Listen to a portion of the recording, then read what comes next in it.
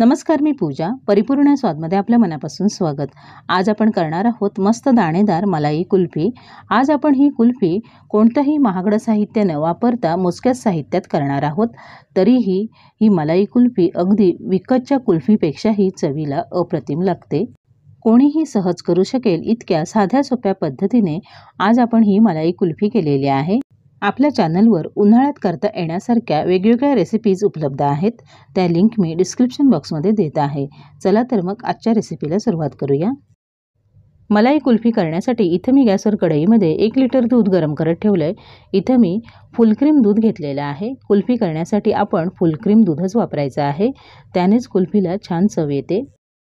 आता आपण गॅसची फ्लेम लो मिडियम करून दुधाला उकळी येण्याची वाट पाहूया. बघा, दुधाला उकळी आलेली आहे.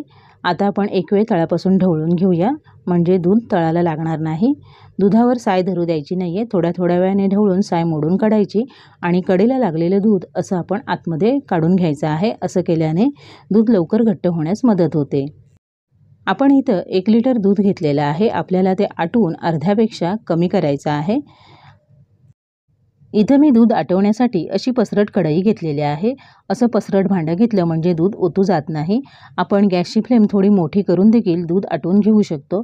जर आपण पातेलं घेतलं मग दूध पटकन ओतू जातं. म्हणून दूध आटवताना आपण असं मोठं भांडंच वापरायचं आहे, म्हणजे कमी वेळामध्ये आपण दूध आटवून घेऊ शकतो. यानंतर आपण यामध्ये 12 ते 15 केशरच्या काड्या घालूया. केशर मी आधी भिजवून घेतलेलं नाही आहे. आता असं दुधामध्ये घातलं म्हणजे दूध आटवून घेईपर्यंत केशरचा फ्लेवर आणि रंग दुधामध्ये अगदी छान उतरेल. केशर घालणं ऑप्शनल आहे. असेल तर घाला, नाही घातलं तरीही चालेल. आता आपण गॅसची फ्लेम मिडियम करून दूध आटवून घेऊया. थोड्या वेळाने असं ढवळत राहायचं आणि कडेला चिकटलेलं दूध आपण असं आतमध्ये काढून घ्यायचं. इथं मी एक मिक्सरचं भांडं घेतलं. यामध्ये आपण 5-6 बदाम घालूया, 4-5 काजू घालायचे आणि 7 ते 8 पिस्ते घालायचे. आता आपण मिक्सरच्या भांड्याला झाकण लावूया आणि हे मिक्सरला लावून याची जाडसर भरड तयार करून घेऊया. यामुळे आपली कुल्फी चवीला अजूनच छान बनेल. बघा, आपण मिक्सरला लावून घेतलेले काजू, बदाम आणि पिस्त्याची मी अशी भरड तयार करून घेतलेली आहे. खूप जास्त जाड ठेवलं नाही आहे किंवा अगदी बारीक देखील केलेलं नाही आहे. यामुळे आपण तयार केलेली कुल्फी छान दाणेदार होईल. आता आपण पुढची तयारी करूया.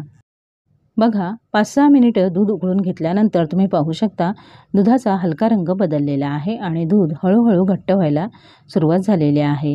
असं आपण चमच्याने थोड्या वेळाने ढवळत राहायचं, म्हणजे दूध तळाला लागत नाही आणि कडेचं दूध आतमध्ये काढून घ्यायचं. दूध आटवायला नक्कीच थोडासा जास्ती वेळ लागतो, पण आपण स्वतःच्या हाताने तयार केलेली कुल्फी खाण्यात जी मजा आहे ती बाकी अजून कशातच नाही. सध्या मुलांना उन्हाळ्याच्या सुट्ट्या लागल्यात. वातावरणात उष्णता पण खूप वाढलेली आहे. अशा वेळी आपण या कुल्फ्या घरातच तयार केल्या तर मुलंही खुश होतील. बघा, आपण घेतलेलं दूध बऱ्यापैकी आटलेलं आहे. आता आपण यामध्ये आपण तयार करून घेतलेली काजू, बदाम आणि पिस्त्याची भरड घालूया. यामुळे काय होईल, दूध देखील लवकर घट्ट होईल आणि आपली कुल्फी मस्त दाणेदार बनेल. आता आपण गॅसची फ्लेम लो करायची आणि तयार करून घेतलेली भरड दुधामध्ये व्यवस्थित मिक्स करून घेऊया. ड्रायफ्रूट्स भरड व्यवस्थित मिक्स करून झाले की यानंतर आपण यामध्ये अर्धा कप साखर घालूया. 1 लिटर दुधासाठी अर्धा कप साखर हे प्रमाण अगदी बरोबर आहे. आता आपण साखर विरघळेपर्यंत ढवळून घेऊया. साखर घातल्यानंतर मी 4-5 मिनिटं दूध अजून आटवून घेतलं आणि बघा, अर्ध्यापेक्षा बरंचसं दूध कमी झालेलं आहे. बघा, मस्त दाटसरपणा आला आहे. रंग देखील बदललेला आहे, तुम्ही पाहू शकता. इतका दाटसरपणा येईपर्यंत आपण दूध आटवून घ्यायचं आहे. दूध हलकं गार झालं म्हणजे ते अजून थोडंसं दाटसर होईल. आता आपलं कुल्फीसाठीचं लागणारं मिश्रण तयार आहे. आता आपण यामध्ये स्वादासाठी पाव टीस्पून वेलची पावडर घालूया. वेलची पावडर यामध्ये व्यवस्थित मिक्स करून घेऊया. तुम्हाला फक्त दुधाचा फ्लेवर हवा असेल तर वेलची पावडर नाही घातली तरीही चालेल. बघा, वेलची पावडर मिक्स करून झालेली आहे आणि आता आपण तयार कुल्फीचं मिश्रण पूर्णपणे गार करून घेऊया आणि मगच पुढची तयारी करूया.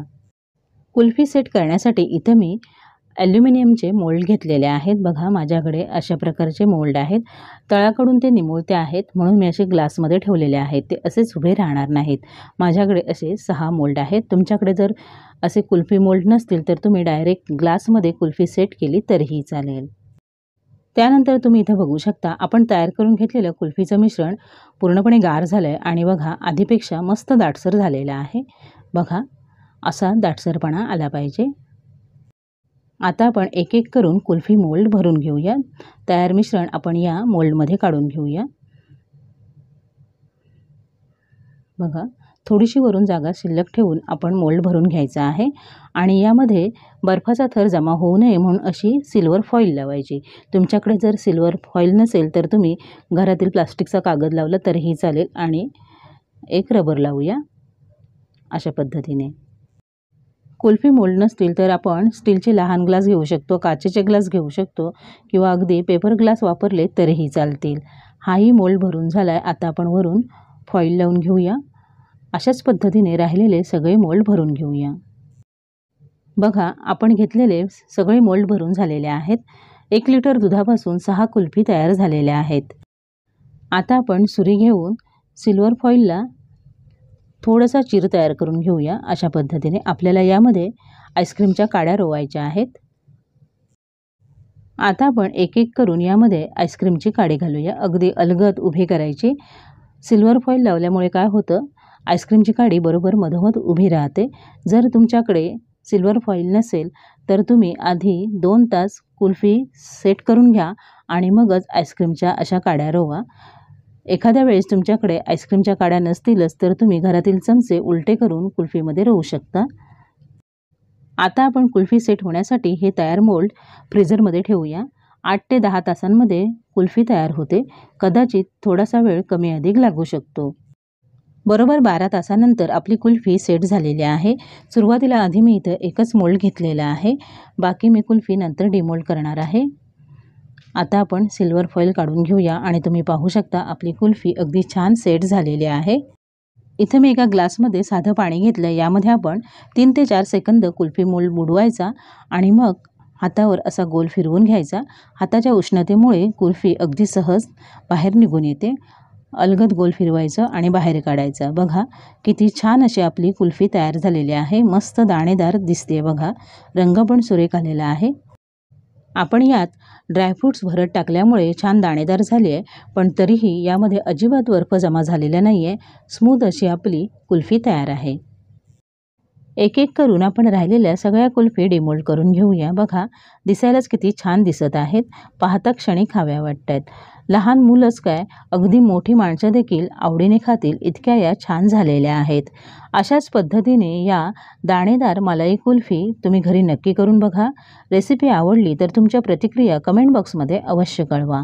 माझ्या अशाच नवनवीन रेसिपीजसाठी परिपूर्ण स्वादला सबस्क्राईब करा। व्हिडिओ आवडला तर नक्की लाईक करा आणि तुमच्या मित्रमैत्रिणींसोबत शेअर करा।